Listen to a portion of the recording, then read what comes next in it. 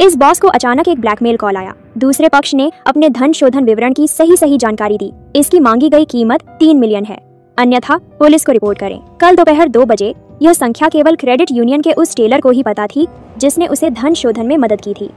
यह टेलर कुछ समय पहले ही गायब हो गया।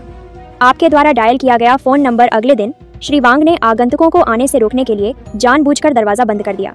जैसी कि उम्मीद थी, फोन समय पर बज उठा। दूसरे पक्ष की केवल एक और मांग थी, लेन देन के दिन उससे संपर्क करने वाला व्यक्ति श्री वांग का व्यक्ति नहीं होना चाहिए। क्या अब आपके आसपास कोई है? मेरे आसपास कोई नहीं है। आपके सामने वह मूर्ख कौन है? अध्यापक कुई। श्री वांग आपसे मिलने आए हैं। श्री वांग डॉक्टर से मिलने के बहाने आते हैं। पैसा दो, संपर्क दो, उपाधि दो, कुछ बंदी जूते सवारी कर रहा है। मैं नहीं, लेकिन दुनिया में कोई भी चीज़ मुफ्त नहीं मिलती। यह जल्द ही आ रहा है। आप क्या करना चाहते हैं? यह वास्तव में बहुत सरल है। बस मुझे किसी मित्र तक कुछ पहुंचाने में मदद करें। श्री वांग जानते हैं उसके पास मना करने का कोई कारण नहीं था। हालांकि मैंने इसे केवल कुछ ही बार देखा है, लेकिन उसने देखा कुई को नियंत्रित करना बहुत आसान है।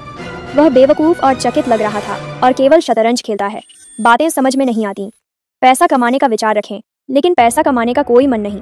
बस अपना शतरंज अच्छे से खेलो। गैंगस्टरों ने उसे चुना। सही व्यक्ति का चयन करना वास्तव में एक गलती थी। नीचे बिस्तर, लिनन कमरे का दरवाजा, वहाँ 2 सूटकेस हैं। बक्सा अपराधियों ने पहले से ही तैयार कर रखा था। श्री वांग ने इसे $100 के नोटों से भर दिया। अपराधियों के निर्देशानुसार कार के कुछ चक्कर लगाने के बाद रेलवे स्टेशन की ओर प्रस्थान। शिक्षक कुई, अब आप भंडारण में जाइए। बॉक्स को बॉक्स 57 में स्टोर करें। कुई ने वैसा ही किया जैसा उसे कहा गया था।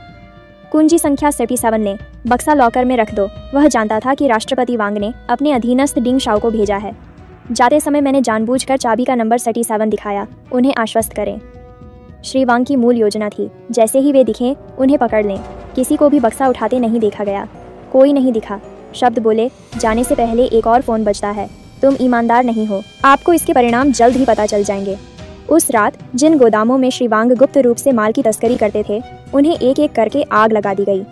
उसके अधीन 1 दर्जन ताकतवर आदमी हैं जो पूरी सड़क पर घूमते रहते हैं।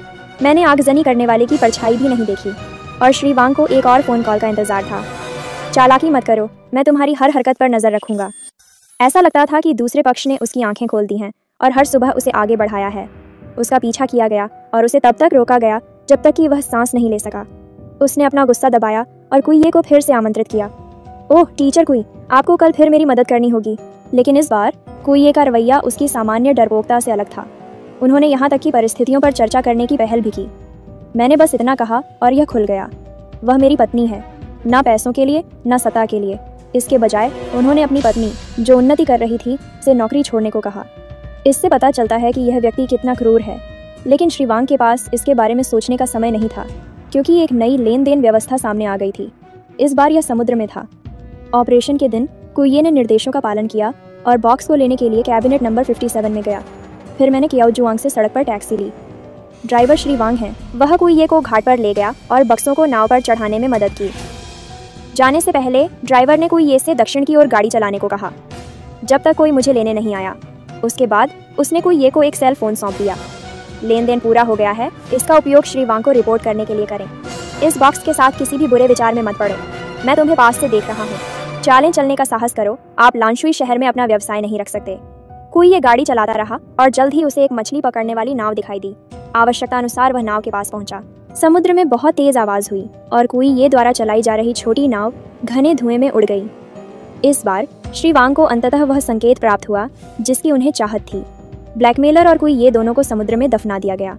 यह पता चला कि जब ड्राइवर ने कुई के लिए सूटकेस उठाया तो उसने चुपके से एक बम मिला दिया और ड्राइवर ने कुई के मोबाइल फोन में एक डेटोनेटर लगा दिया। लेकिन जब श्री वांग ने ड्राइवर को वापस कॉल किया तो ड्राइवर ने कोई जवाब नहीं दिया। जैसे ही उसने कॉलर आईडी देखी, उसने फोन को समुद्र में फेंक दिया। जुनूनी आंखों से उसने उत्साहपूर्वक बक्सा खोला, उसे लूटने के लिए तैयार।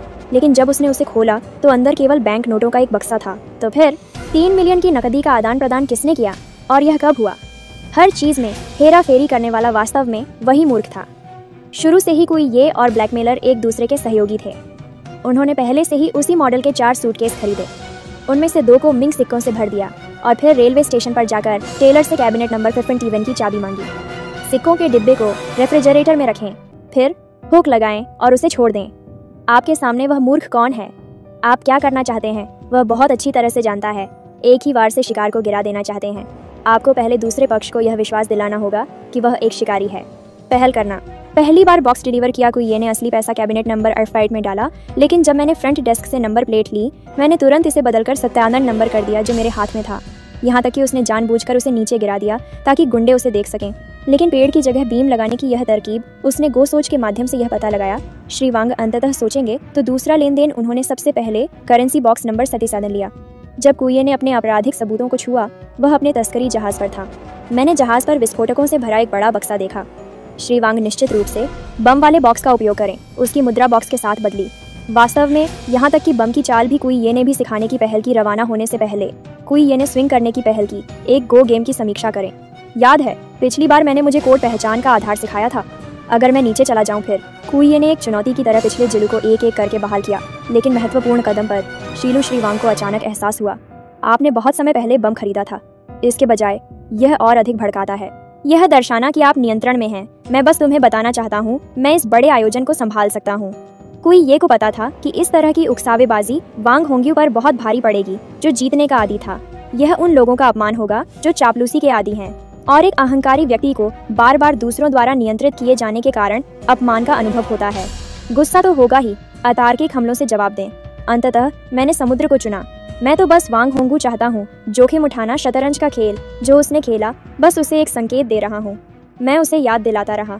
बम खरीदे गए अपने चरित्र के साथ। जब स्थिति गंभीर हो, वह हमेशा शतरंज के हमलों से बचना चाहता है। प्रक्रिया का प्रत्येक चरण मैंने उसे महसूस कराया। अपने स्वयं के कदमों से लाभ उठाए, जीतने के लिए दृढ़ संकल्प, इसलिए शर्मिंदगी खत्म हुई। यह सब कहने के बाद कुइये मुस्कुराई, एक संतुष्ट मजाक के साथ। लेकिन इसके बारे में ध्यान से सोचें। बड़े घराने पूरे शरीर से असंतुष्ट हैं। इधर लापरवाह साथी जिया शेंग एक लड़की को पसंद करने लगता है और उसे खुश करने के लिए वह उसे कई बार अपराध स्थल पर ले जाता है। दूसरी ओर उसका भाई, जो आपराधिक पुलिस टीम का कप्तान है, ने रिकॉर्डिंग और खून के धब्बों जैसे सुरागों के माध्यम से निर्धारित किया कि क्रेडिट यूनियन लुटेरों में से एक भाग गया था और उसने जिया शेंग पर उंगली उठाई। यह तो बताने की जरूरत नहीं कि अगर उसने अपनी पत्नी गांव शुहुआ को उनके बेटे की कस्टडी की धमकी दी, तो क्या वह एक दिन कुइये के अपराधों को उजागर करने वाली व्यक्ति बन जाएगी। कुइये ने वांग होंग्यू पर बहुत घमंडी होने के लिए हंसा। वह हमेशा अपनी योजनाओं के बारे में सोचता रहता है।